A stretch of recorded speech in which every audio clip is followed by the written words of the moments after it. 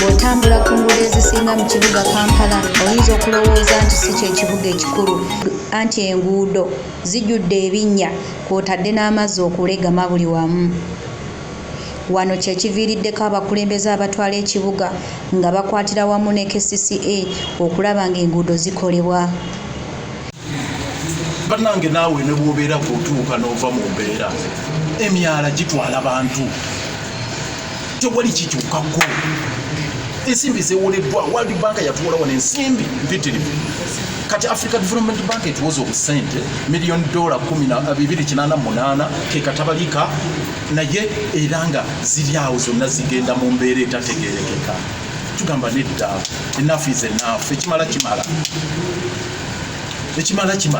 buli wamu tugenzeeyo tutudde mu kanso ensonga baganya okuleeta ebigundi tuvuddeyo mu kanso tugenze mu parliament ensonga zikyesibyeyo tugenze YGG naye tutute ensonga zikyeremedde buli wamu wonna we tuteekeddwa okugenda tukoze eki tugenzeyo tututeekwe mu lubi. Nze nakwata petition nenjitwala ewawo naleba opuuga n'agisoma ku fulo ya parliament ne bagitwala negenda mu komiti alipoota ekyaremeddeyo.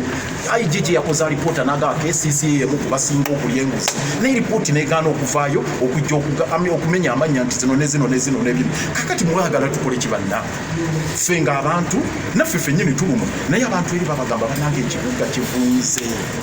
Laba emyala laba kasasiro laba abantu we babonaabona ekibuga ne kibula okudrawninga bwekiti kibbikira naye bagamba kati lukwago okoze eki. Wabula Loodimmeeya w'ekibuga Kampala avuddeyo ne yeemulugunya ku mbeera y'enguudo eziri mu Kampala n'emiriraano ng'agamba si musanyufu na ngeri kampuni ezaaweebwa emirimu gy'okukola enguudo gye gikolebwamu. Ensimbi ze tufunye tulwana zikole ate zigenda mu bintu ebitategeerekeka. Tugamba enough is enough. Era kati kufaafaagana tewali kyakukola. Kufaafaagana y'embeera. Nkugambye eyo minisita ky'ofa tugayo yali awo abalimba era agenda ku government ife opposition ffe tetwagaliza Kampala abo bali mu politics. Waliwo politics awo gwe mulabyewawo nzize wano okunga bala abantu nti bannange muyingire ekibiina kino bwekimu oba muwagira ono n'ono ku gundi naye buli lwoleeta ensonga bwezita bajja wano kusiisiriza kazigo ne tudde eno mu hoteri kati olunamalaawo nga tulya emmere eriko dishes nga 20 buli omu n'olonda kano n'olonda kali n'ogira ne tubajjagala ne tukola ki eringa ekibuga kivunda gwirinda ogenda okulaba mmere egenda okubeera wano empitirivu so ebyo tubikooye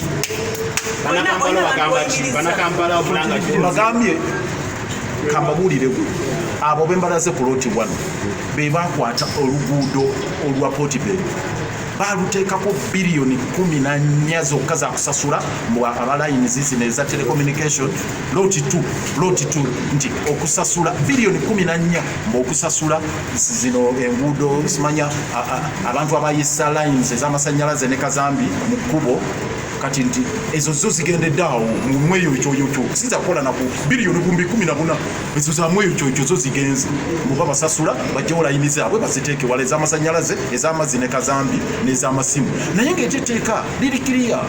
Parliament liyakola mu 2019 akawairo namba 16 kagamba nti KCCA oba Roads Authority yonna ne bwe bayuna ng'etuusa okukola oluguudo lwayo nga waliwo eyateeka layini ezo mu road reserve bwezijjeewo ku ssente ez'okukostiyo naye bayisiza muli ensimbi zigenze. Abo bwe mulaba kati nabagambako oluusi bagamba bateekako ssente miliyoni 6 ne baddawo ne bansekerera olw'oluguudo lwa Portibel bateekako miliyoni lwe bateekako miliyoni 6 eza kondomu miliyoni 6 naye ne baddawo ne bansekerera Lukwago tamanyi byafusirimu byaki n'ebirala naye akatabali kakalamba kakola katya kilomita 69. Loodimmeeya agamba ensimbi ezaafulumizibwa obuwumbi 14 okulongoosa enguudo okusinga olwa Portibel mpitirivu ate nga talaba mbalirira zaazo. Wabula ye minisita omubeezi owa Kampala abisambaze. The people of Kampala need these roads. And now I'm very happy that the citizens are coming up strongly to demand for the services. And I wish to take this opportunity to call upon citizens of Kampala to demand for services. We are your servants. We are destined to serve you.